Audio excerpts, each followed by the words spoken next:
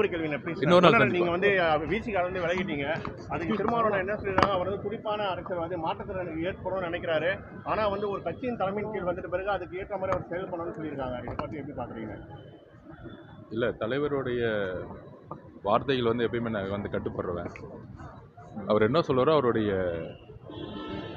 அவருடைய வாழ்த்துக்களையும் அவருடைய அன்பையும்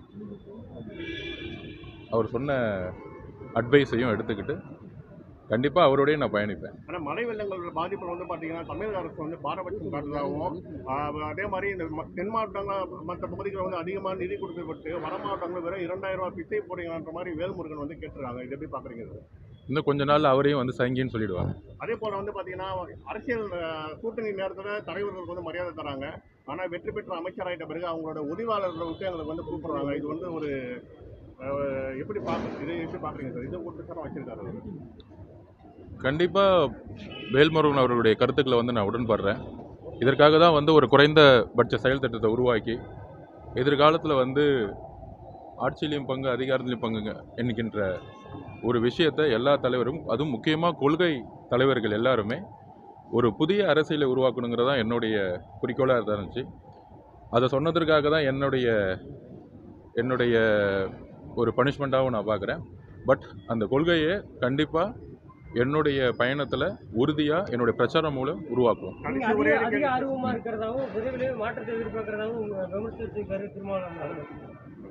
திருமாவளவனுடைய விமர்சனங்கிறது என்னுடைய ஒரு அட்வைஸாக தான் நான் பார்க்குறேன். அவர்கிட்டருந்து நான் நிறைய விஷயங்கள், அதுவும் கல அரசியலை வந்து நான் அவர்கிட்டருந்து நிறைய கற்றுருக்கேன். அவர் எனக்கு எப்பயுமே ஒரு ப்ரொஃபஸர், ஒரு ஆசான். அவருடைய எப்பயுமே நான் என்னுடைய லெட்டரில் குறிப்பிட்ட மாதிரி கொள்கை சார்ந்த அரசியலில் அவரோட எப்பயுமே என்னுடைய பயணம் இருக்கும்.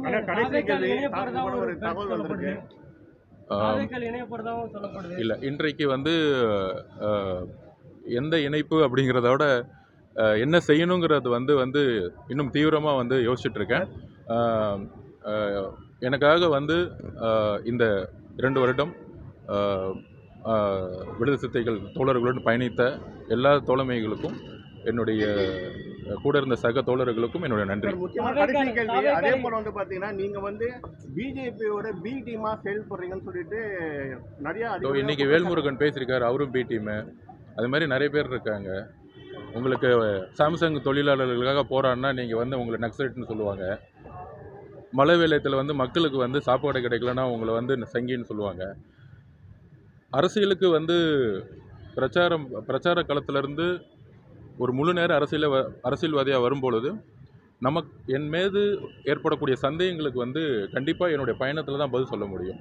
அது வந்து நம்ம வந்து பெரியார் அவர்கள் மீதும் அம்பேத்கர் அவர்கள் மீதும் பல சந்தேகங்கள் எழுப்பும்போது அவருடைய வாழ்க்கை பயணத்தில் தான் வந்து அதுக்கான பதிலை சொல்ல முடியும். யார் விமர்சிக்காங்களோ அவங்களுக்கு நம்ம பதில் சொல்கிறத விட நம்மளுடைய பயணத்தின் மூலயமா பெரியார் அவர்களுடைய கருத்துக்களையும் அம்பேத்கர் அவர்களுடைய கருத்துக்களையும் அண்ணாவுடைய தேர்தல் அரசியலையும் புதிய மாற்றங்களையும் கொண்டு வரதுக்கான ஒரு பயணத்தை வந்து உருவாக்கும் பொழுது மக்கள் அவருடைய நம்பிக்கை முழுவதுமாக கிடைக்கும் என்கிற நம்பிக்கை எனக்கு இருக்கு. எதிர்கால பயணம்ங்கிறது வந்து கூடிய விஷயத்தில் பத்திரிகையாளர்களோடு சந்தித்து நான் வந்து கண்டிப்பாக சொல்லுவேன். இதுதான் என்னுடைய நன்றி, வணக்கம்.